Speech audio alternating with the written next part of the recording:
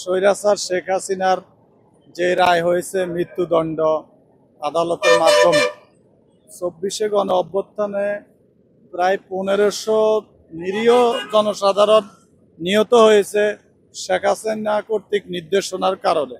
যে রায় হয়েছে এটা আদালতের রায় এবং জনসাধারণের আমি মনে করি প্রতিফলিত হয়েছে এই রায়। আর প্রায় ২০,০০০ লোক জনসাধারণ আহত হয়েছে। কারোর চোখ নাই, কারোর এক হাত নাই, কারোর এক পাও নাই। তো আমি মনে করি স্বৈরাচার শেখ হাসিনার যে মৃত্যুদণ্ড রায় হয়েছে এটা কমই হয়েছে। পতিত স্বৈরাচার শেখ হাসিনার নির্দেশে আপনারা জানেন ২৪শে গণ অভ্যুত্থানে হেলিকপ্টারে পাখির মতো মানুষ, সাধারণ আন্দোলনকারী পাখির মতো গুলি করে হত্যা করেছে। তো এটা আমরা একটা যুদ্ধগ্রস্ত দেশে মনে হয় যে ছিলাম, তখন আমাদের মনে হয়েছে। তারপরে প্রতিটা পয়েন্টে আপনার উত্তরা, যাত্রাবাড়ি, মিরপুর কোনো জায়গায় আসলে কম নাই। ৬৪ জেলার সব জেলায় কম বেশ মানুষ মারা গিয়েছে। ১৫০০ লোক মারা গিয়েছে পুরো একটা ছোট একটা দেশে। ১৫০০ লোক মারা গেলে তো সব জায়গায় কম বেশ মারা গিয়েছে, হত্যা করছে স্বৈরাচার শেখ হাসিনা। তো সেই মামলায় শেখ হাসিনার ফাঁসি হয়েছে। এটা দেশের মানুষ ও জনসাধারণ এটা গ্রহণ করে নিয়েছে। আপনি দেখেন এখন পর্যন্ত তাদের কোনো একটা নেতাকর্মী একটা মিছিল বাইর করতে পারে না। আমি ঠিক এয়ারপোর্টের একবার সামনেই আছি, যদি আপনি লক্ষ্য করেন গাড়ি, জনসাধারণ বা জনসমাগম যেটাই বলি আমরা, হ্যাঁ, এটা আপনি দেখেন গাড়ি চলতেছে। তো এটার জনগণ রায় মেনে নিয়েছে, নেওয়ার কারণেই এখন মানুষ সেটাকে অ্যাকসেপ্ট করার কারণেই, এখন আদালতের রায় অ্যাকসেপ্ট করার কারণেই সবাই মেনে নেওয়ার পরে রাস্তায় গাড়ি নেমেছে। যাই হোক, তবে আমি মনে করি যে তার কম হয়েছে। এখন আরেকটা জিনিস করতে হবে, যেটা হলো নির্বাচিত সরকার আসলে বা অন্তর্বর্তী সরকার ডক্টর ইউনূস সাহেব যদি পারে শেখ হাসিনাকে ভারত থেকে ফিরিয়ে আনে এই রায় কার্যকর করতে হবে।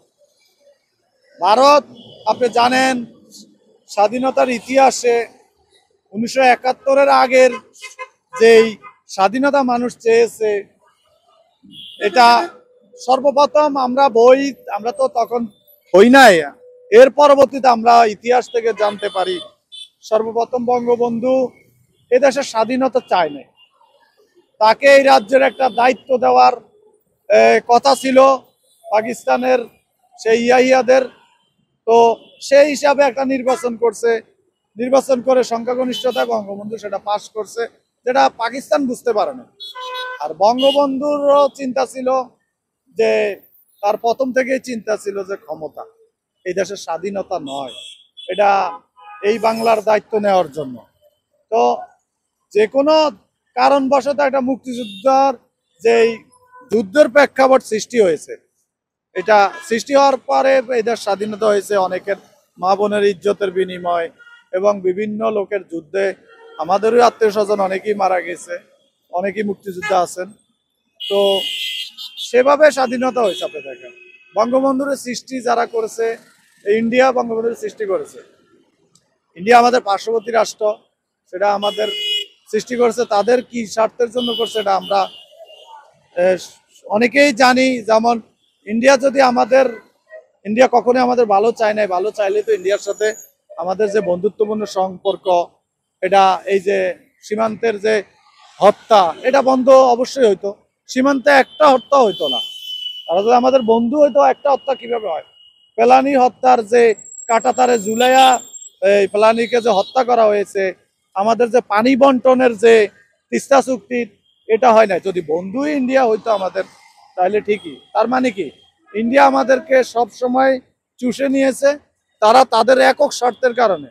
তো ঠিক স্বৈরাচার শেখ হাসিনাকে এই ইন্ডিয়া এই গণ অভ্যুত্থানের মাধ্যমে যে স্বৈরাচার শেখ হাসিনার পতন হয়েছে, হওয়ার পরে ইন্ডিয়ায় তারা গিয়েছে। আপনি জানেন, যেহেতু আপনি সংবাদ মাধ্যমে আছেন, বিশ্বের কোনো দেশেই তাকে নিতে রাজি হয় নাই। শুধুমাত্র লাস্ট কোনো উপায় না পেয়ে ইন্ডিয়াতে সে অবস্থান করেছে। মাদারল্যান্ড 24 বিশ্ব সংবাদ 24 ঘন্টা।